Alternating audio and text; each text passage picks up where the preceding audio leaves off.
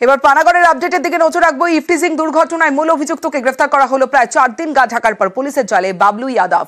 গাড়ি নিয়ে তরুণী ডান্সারের গাড়ি ধাওয়ার অভিযোগ রবিবার নিয়ন্ত্রণ হারিয়ে গাড়ি উল্টে যাওয়ায় মৃত্যু হয় তরুণীর। আমার সঙ্গে রয়েছে আমার প্রতিনিধি অর্পণ রয়েছে, সরাসরি চলে যাব অর্পণের কাছে। অর্পণ, এই বাবলু যাদবের খোঁজ কিভাবে পেল পুলিশ এবং এই বাবলু যাদব সম্পর্কে কি কি জানা যাচ্ছে এখনো পর্যন্ত?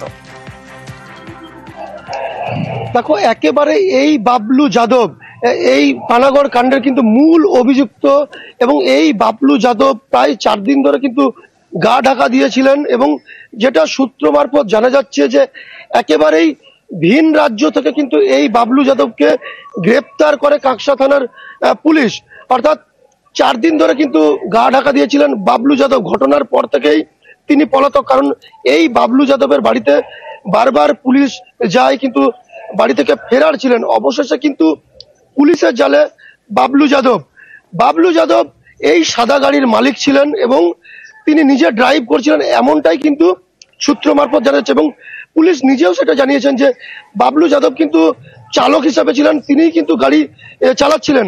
অর্থাৎ তারপরেই কিন্তু বাবলু যাদবের খোঁজে পুলিশ কিন্তু জাল বিছিয়ে রাখে।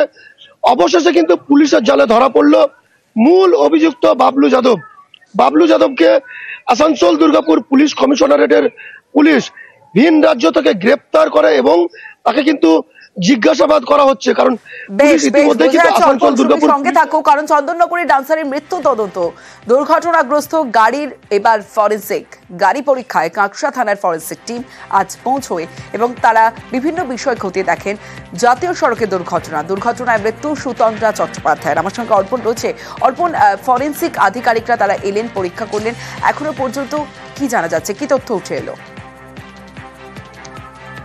দেখো, একেবারেই ফরেনসিক আধিকারিকরা কিন্তু তারা একেবারেই তাদের টিম নিয়ে কাকসা থানায় এসে পৌঁছায় এবং শুধু কাকসা থানায় নয়, যেখানে ঘটনাস্থল দুর্ঘটনা যে স্থল সেখানেও কিন্তু এই আধিকারিকরা যায়, যারা এসেছেন এবং দেখে ফরেনসিকের যারা আধিকারিক তারা কিন্তু যে দুটি দুর্ঘটনায় ক্ষতিগ্রস্ত যে দুটি গাড়ি মূলত সেই গাড়ির থেকে কিন্তু নমুনা সংগ্রহ করে এবং মৃত তরুণীর যে গাড়িটি তিনি চেপেছিলেন সেই গাড়িতেও কিন্তু খুঁটিনাটি খতিয়ে দেয়। কারণ গাড়ির মধ্যে এয়ার ব্যাগ ছিল কি ছিল না সেই বিষয়ে যেরকম খতিয়ে দেখে, পাশাপাশি কিন্তু বাবলু যাদব তার যে সাদা গাড়ি সেই গাড়িও কিন্তু খতিয়ে দেখে এবং দুটি গাড়ি থেকে মূলত নমুনা সংগ্রহ করে ফরেনসিক আধিকারিকরা।